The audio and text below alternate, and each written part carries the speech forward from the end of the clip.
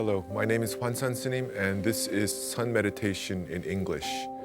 The purpose of this program is to share the Sun or Korean Zen Buddhist teachings of my teacher, Sun Master Songdam, with an international audience. Sun Master Songdam is the most respected meditation master in Korea. Now, for you viewers at home who are watching this program for the first time, you should know that this is a participatory guided meditation program. That means that we'll be learning and applying meditation throughout the course of the program. If you want to follow along at home, what you need to do first is to prepare a meditation mat. Now, if you don't own a meditation mat, what you can do is take a large blanket, fold it into a large square and sit on that and just follow instruction as the program proceeds. Now, today's topic for contemplation is loneliness. In my conversations with both my Korean friends and my international friends, I've been hearing more and more that loneliness is becoming a serious problem for more and more people. So, statistically speaking, loneliness is on the rise in every society in the world. Every society records increasing levels of loneliness. And this is considered to be a consequence, at least in part, of modernization and urbanization. As traditional community relationships and structures disintegrate, people find themselves in a kind of social void and experience alienation and disorientation. They don't know quite how to reach out to each other in these changing circumstances. So for today's program, in the course of our guided meditation, what we would like to consider is what Sun meditation and Sun Buddhist teachings have to offer in addressing this problem of loneliness. Now, before we get into our discussion of loneliness, what I would like to do is begin our guided meditation. Okay, so we're going to prepare to meditate. So first, I'll ask you to assume the meditation posture. And once again, in assuming the meditation posture, you take your leg, one leg, tuck it in like this, place the other foot on the opposite lap. And if that if you're not flexible enough to do that, you can put it on your calf like this, or on the floor in front of you. That's fine for us beginning meditators. And once you're sitting like that, you want to straighten your back and raise your shoulders up to your ears, roll back and drop.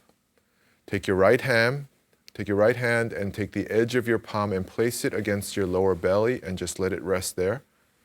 Place your left hand on top of your right hand and allow your thumb tips to meet each other in a nice, elegant rainbow shape. Tuck in your chin slightly so that the crown of your head rises, thus lengthening your spine. Okay? And then you want to take the tip of your tongue and place it against the roof of your mouth lightly behind your upper row of teeth. And you want to keep your eyes open and looking straight ahead. So this is a proper seated meditation posture. Next, we engage preparation breathing. In preparation breathing, what we're going to do is inhale as deeply as we can into our chest. Make our chest expand as fully as possible and then hold. Hold our breath until it becomes slightly uncomfortable.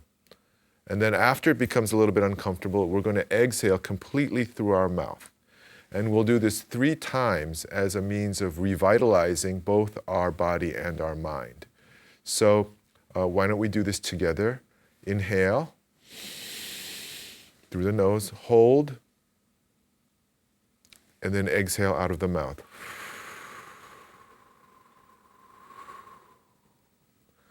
Once again, inhale, hold, and then exhale out of the mouth. Once we've completed preparation breathing, we will now engage abdominal breathing, also called belly breathing, which is the main form of breathing used in meditation. In abdominal breathing, what we'll do is inhale. Now, all the breathing is done through the nose. We inhale through the nose, and as we inhale, we extend our lower belly as if the air is going all the way down into our abdomen and filling it. And once our belly feels about 80% full, what we do is we hold for 2 or 3 seconds. And then we exhale through the nose for 3 to 4 seconds and draw in our lower belly as we do so. So why don't we try this all together? Inhale through the nose, hold, and then exhale.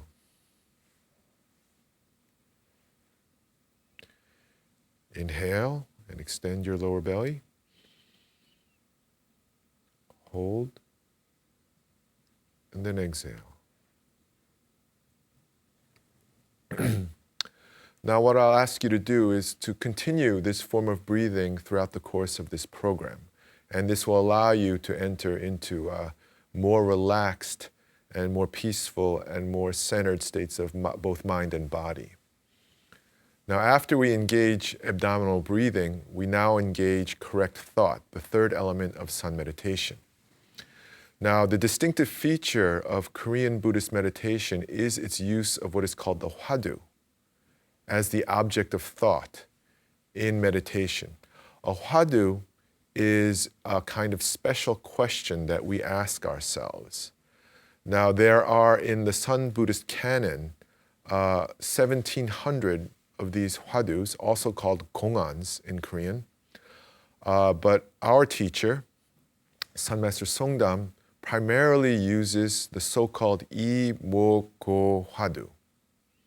Now, imoko is Korean for what is this? Okay? And the way we pronounce that is E, Y-I, muot, M-W-O-T, and then ko, G-O. This means, what is this? What is this that directs my body? What is this that generates my thought? When I make a decision, what is it within me that's making the decision? When someone calls my name, what is it in me that responds instantly? When I feel an emotion, what is it that's feeling that emotion? Okay?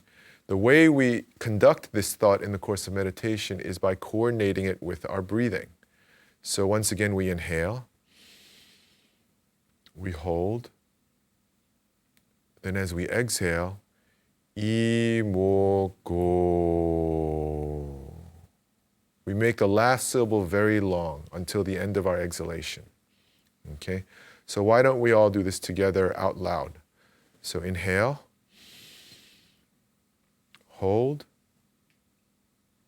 and then together exhale, imoko. The goal of asking ourselves this question, what is this, imoko, is to create a state of doubt, is to create a state of totally urgent questioning.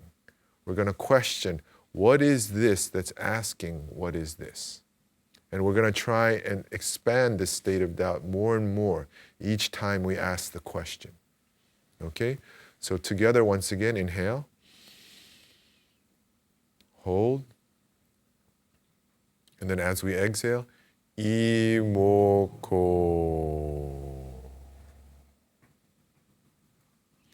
Now this way of holding our posture, breathing, and thinking cleanses and purifies our minds in the cultivation of enlightenment.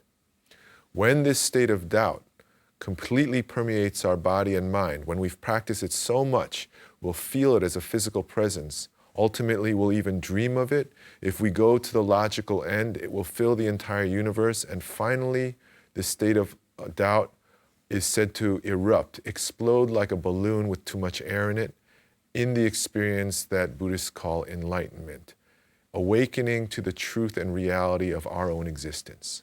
So this is the goal of our practice. And I will ask our audience members and all viewers at home who are participating to continue to do this posture, this breathing, and this imoko in the course of this program, and use our clarified awareness to contemplate the issue that we'll be talking about today. So I ask you to meditate as I share with you now some observations on loneliness. The first thing I'd like to do is share with you the story of actually the most lonely person I've ever met. She's a real person, lives in Korea.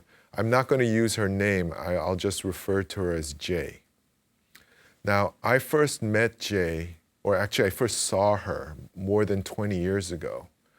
What happened was she came to my home temple and several times and created a big scene. She started screaming and shouting, and she seemed to be having a public breakdown. So she was asked to leave several times, and finally she was asked not to come back ever again. And then after that, the years passed, and about 10 years ago, she suddenly reappeared at the temple.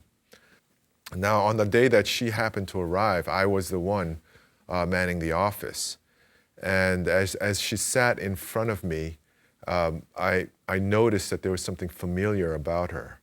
But there was also clearly something a little off. Her gaze was very intense, but also disfocused. Her facial expressions seemed almost fragmented, almost conflicted or contradictory, and there was this air of great anxiety about her. She seemed almost worried that something bad was going to happen or that she herself might do something unpredictable.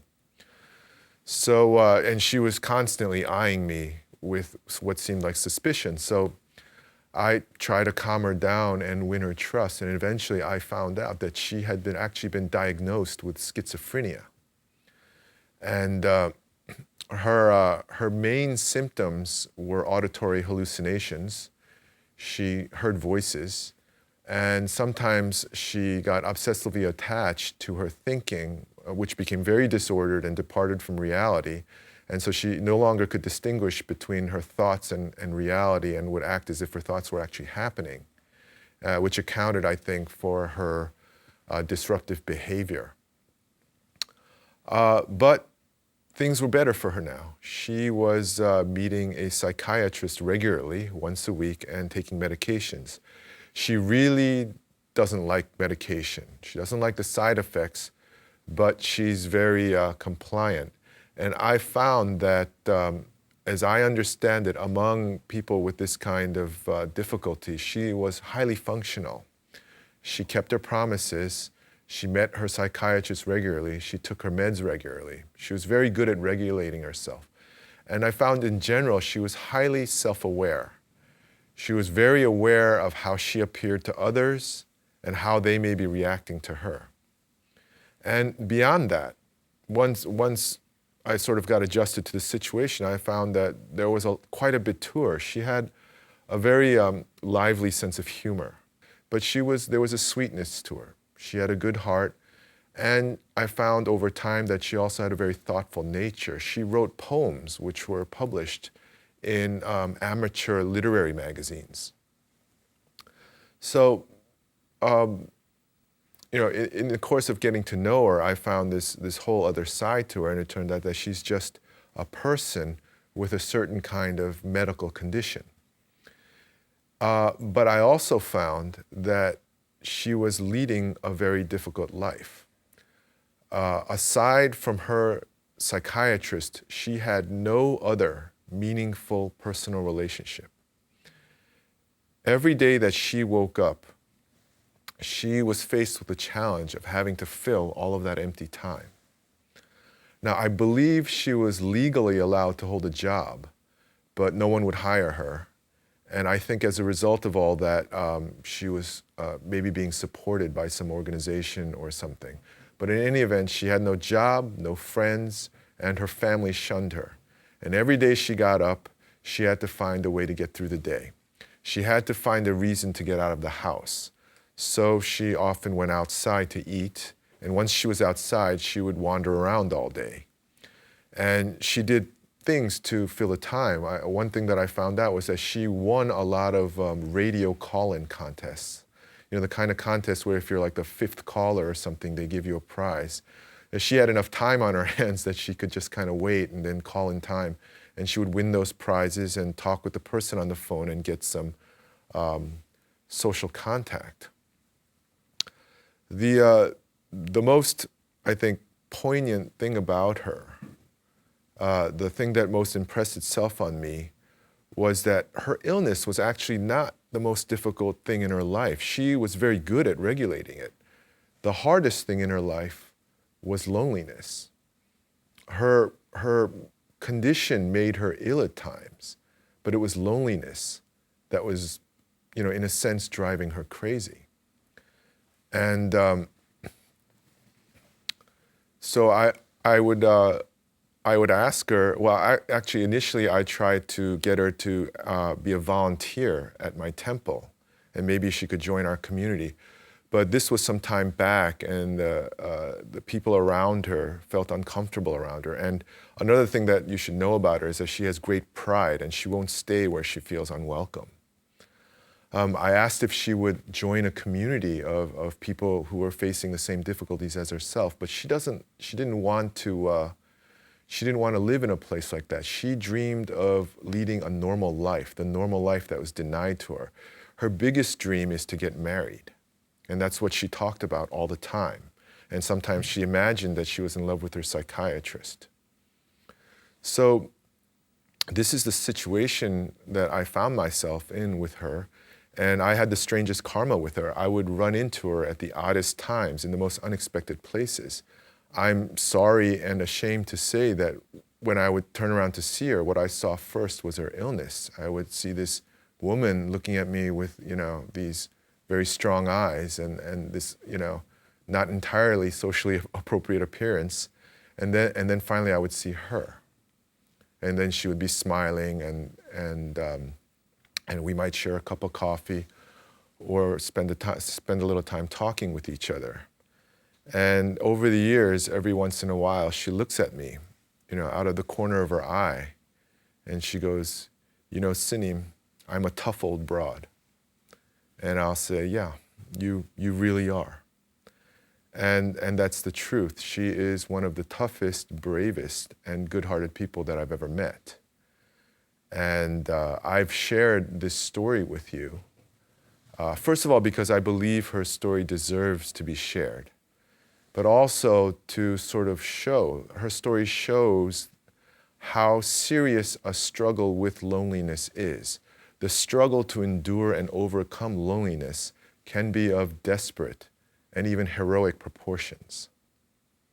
So this is something that I think that her story, that we can learn very quickly and intuitively through her story. Now, what I would like to do next is share with you a few statistical facts about loneliness to give us an overview, now that we've seen what it's like to really live with real loneliness.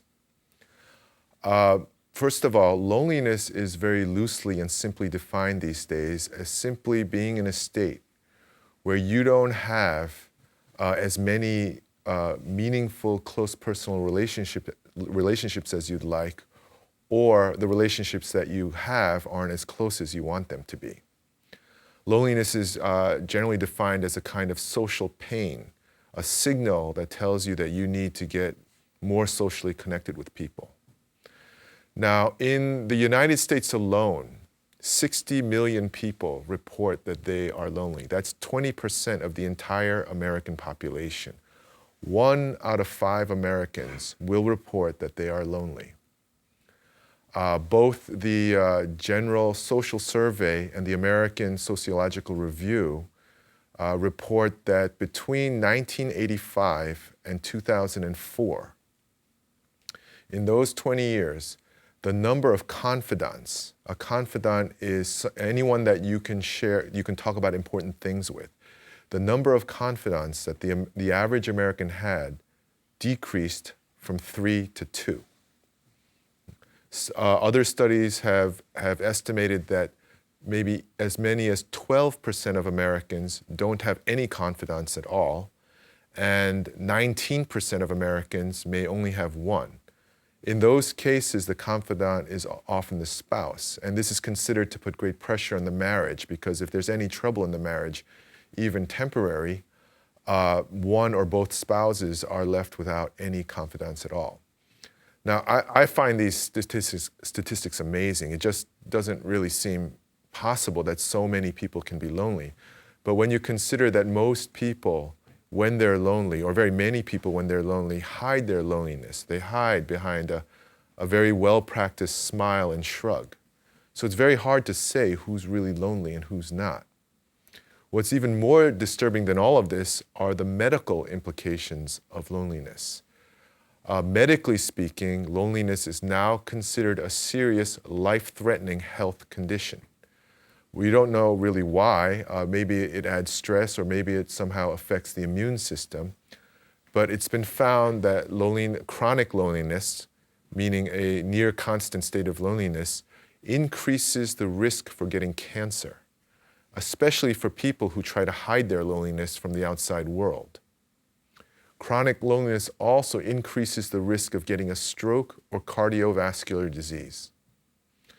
The one that I think is most surprising is in a 1988 journal, Science study. It was found, there was a study done on the medical effects of social isolation, and it was found that chronic loneliness is a more dangerous risk factor for disease and death than smoking. So I think we can see from all this that loneliness is not something that simply affects the quality of our lives. It is actually a serious health problem, and one that deserves very, very serious scrutiny. Now, okay, what I'd like to do now is, why don't we take a short break, and when we get back, we'll discuss what possibility there is for Sun meditation and Sun Buddhism to address the issue of loneliness.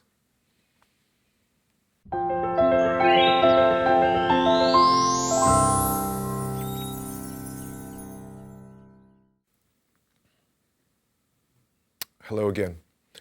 Now, before addressing how Sun meditation practices and teachings may address the problem of chronic loneliness, I'd first like to touch on certain assumptions that many people seem to have about the nature of loneliness, about how it connects to our existence. Now, the first of these assumptions is this idea that I hear once in a while, that loneliness, aloneness, is this kind of unchangeable fixture in the human condition. It's just the way things are. Physically, we're born alone, we live alone, we die alone. There's nothing we can do about it. We just have to put up with it. So that's the first idea. And this encourages to believe that loneliness is something that we shouldn't try to address, that it just has to be sort of endured. The second idea is similar, and that's the idea that no one can ever really know another person. No matter how much information you exchange, no matter how much time you spend together, no matter how close your relationship may seem to be, our most fundamental basic quality of our inner life, the way we experience life, the intrinsic quality of our consciousness, can't really be conveyed to another person. We can never really know what it's like inside of another person. They can never really know what it's like inside me. In other words, we can never really know what it's like to be another person, and therefore another person can never really understand the most important part of me, the part of me that cannot be put into words or expressed in gestures, the part of me that cannot be pulled out of myself for another person to see. So these are two assumptions that many of us hold unconsciously or consciously.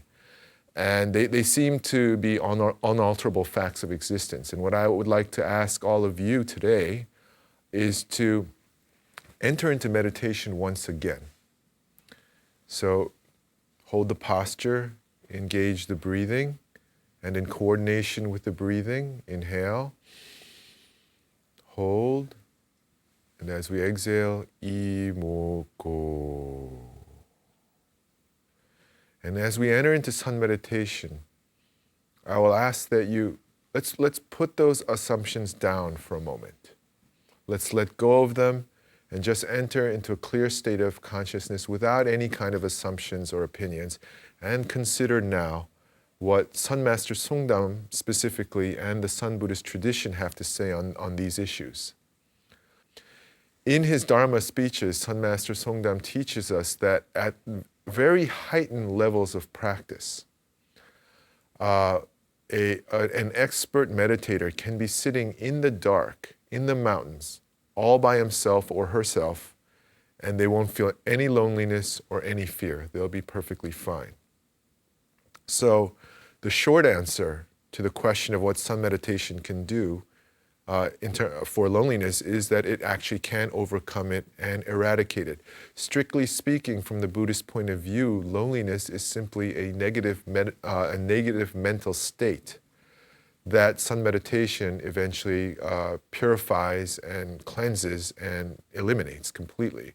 So the short answer is that if we make a very serious attempt to gain enlightenment through total commitment to sun meditative practice, then loneliness will just simply be taken care of in the course of that practice. So that's something that I would like to consider on the level of hope, that we can hope for an end to loneliness. But nonetheless, all of us gathered here are beginning meditators.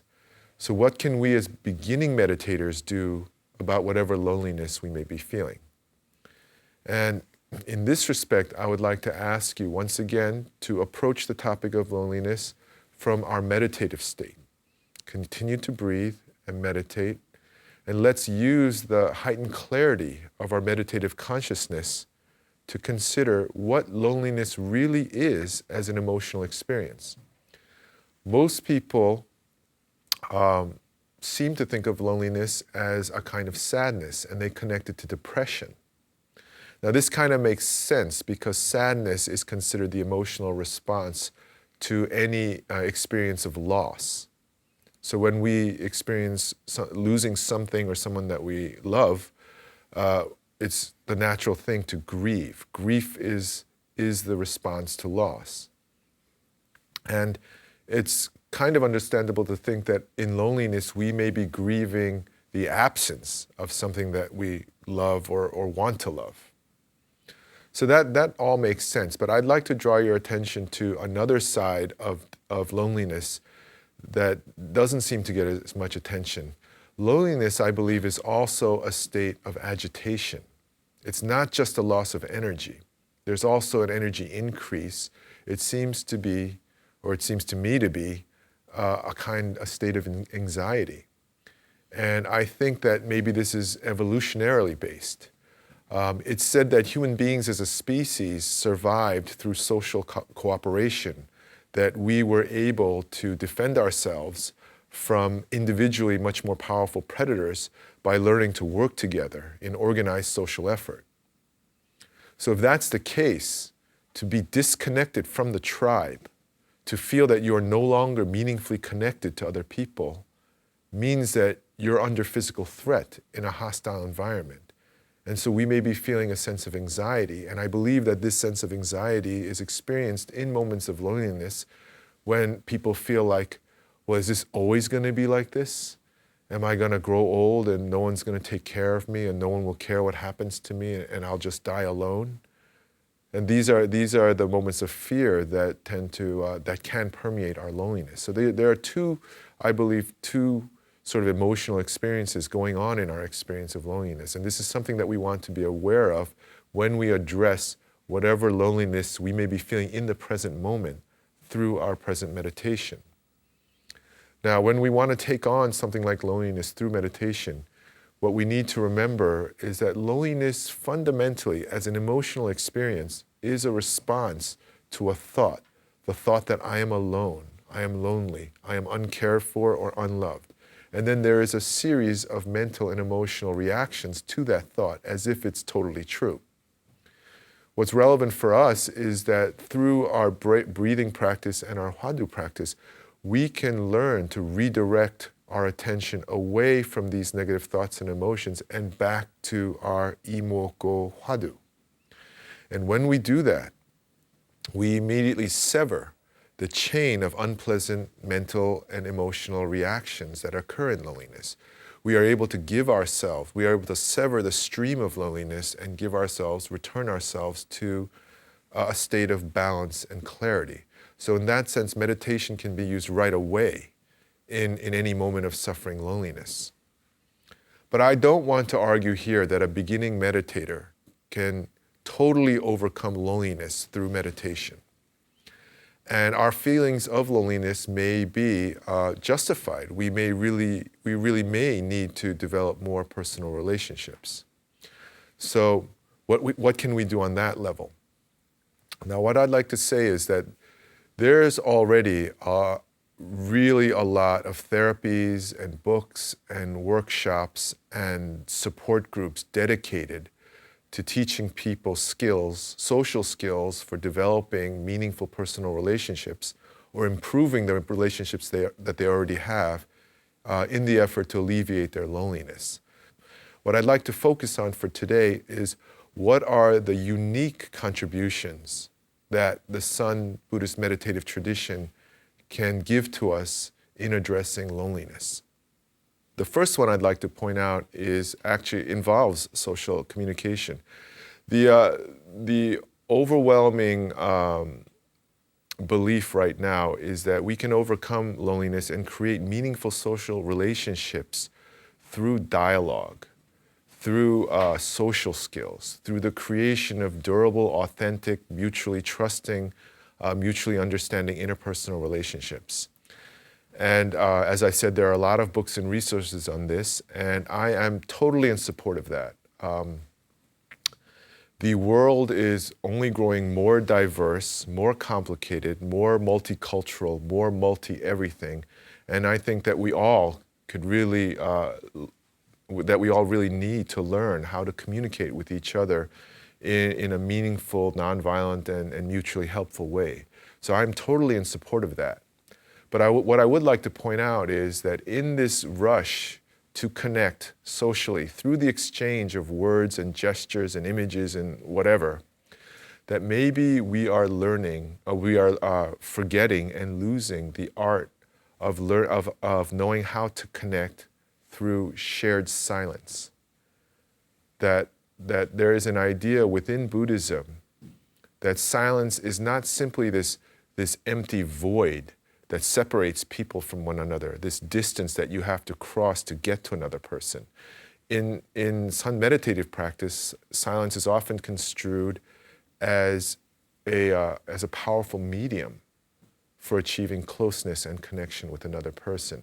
And the reason for this is that in the Sun Buddhist view of the world, in the Buddhist view of the world, we are not isolated physical bodies fated to be born, live, and die alone. And our consciousness is not thoroughly sealed off and insulated against one another so that we're fated to be strangers to one another forever.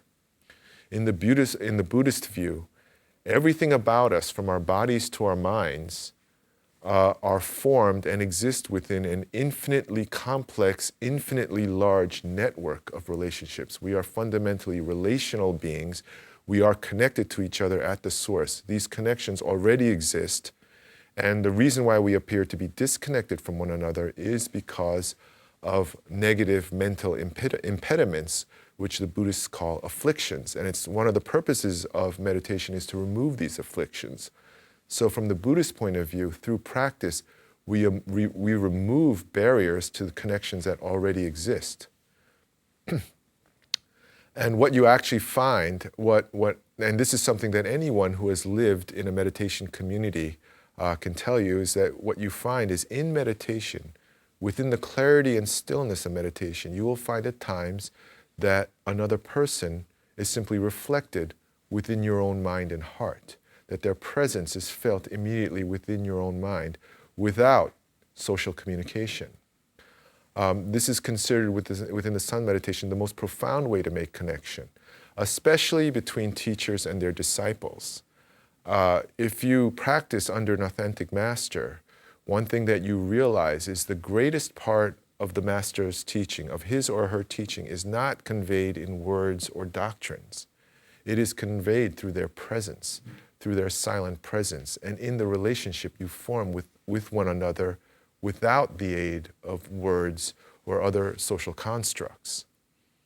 So within the Sun meditative context, we're invited to consider that silence may be one of the best ways to get to one another.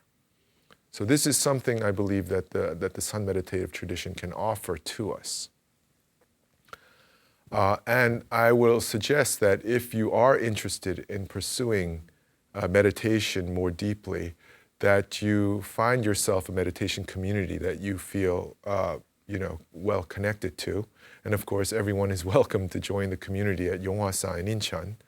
But whatever works for you, and also I'll caution you that not every meditation community lives up to its reputation. But it's not an easy thing to meditate on your own in modern society. It is very helpful to join a meditation community and meet others of like mind.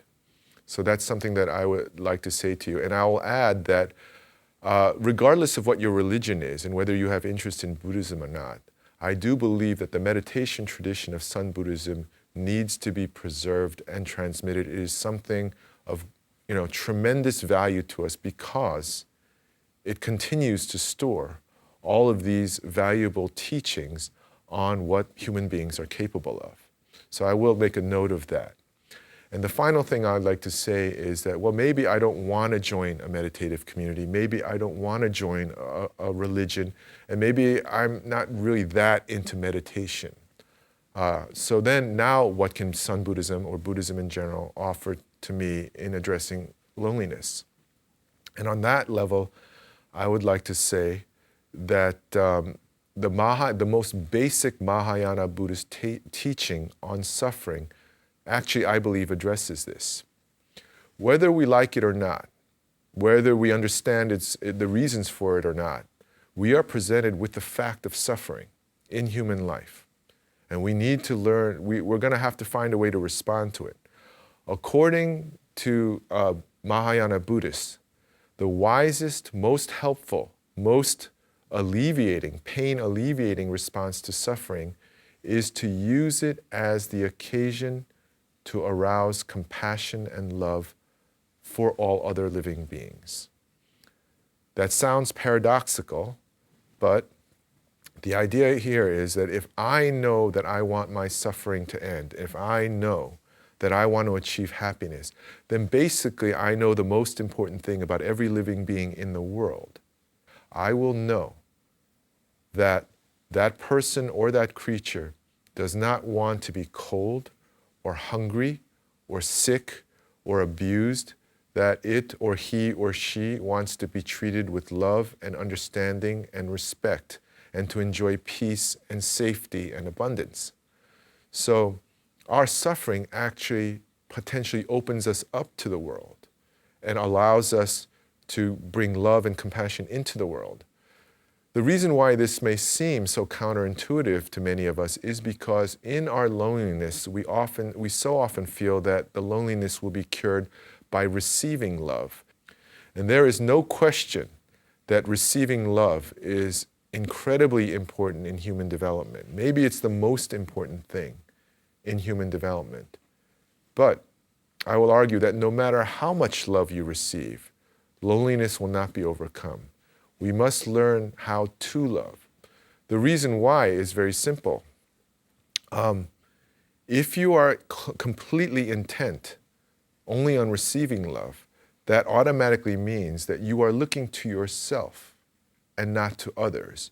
The direction of your gaze cuts you off from others, and you will always feel a distance no matter how much love you're given, a void, a lack. Now, this is not necessarily an issue of religion or even spirituality. In my view, it's simply common sense. If the world is filled with people who only want to take, then no matter how much natural resources there will always be a sense of never being enough. People will be in competition and will always seem like there are never enough to go around.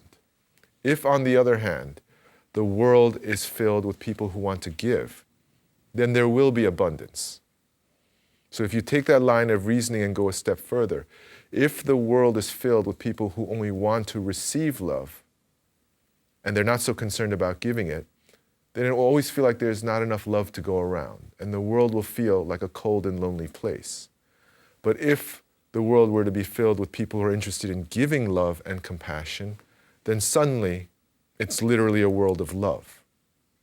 So the answer on the broad scale, on the commonsensical scale, without even bringing in issues of religion, is simply that the cure to this widespread loneliness is to give love for all of us, as many of us, to take hold of our suffering and use it as the occasion for giving both love and compassion to as many people and living beings as we possibly can. So these, I believe, are the teachings and gifts that Sun Buddhism has to offer in addressing the problem, this very serious problem of widespread loneliness. So I will ask you to consider it and to experiment with it, especially the use of meditation, how it affects our levels of loneliness, and to consider what we may be capable of doing in response to whatever loneliness that we may be feeling. Okay, so I think that that's as much time as we have today. So once again, I would like to close this program with a closing session of meditation. And I hope that you come back for our next episode and we can go deeper into our practice and learning of meditation. Okay, I will close now with the traditional Buddhist greeting. May we all attain the Buddha. Thank you. And with 3 strikes of this bamboo clapper, we will begin our closing meditation.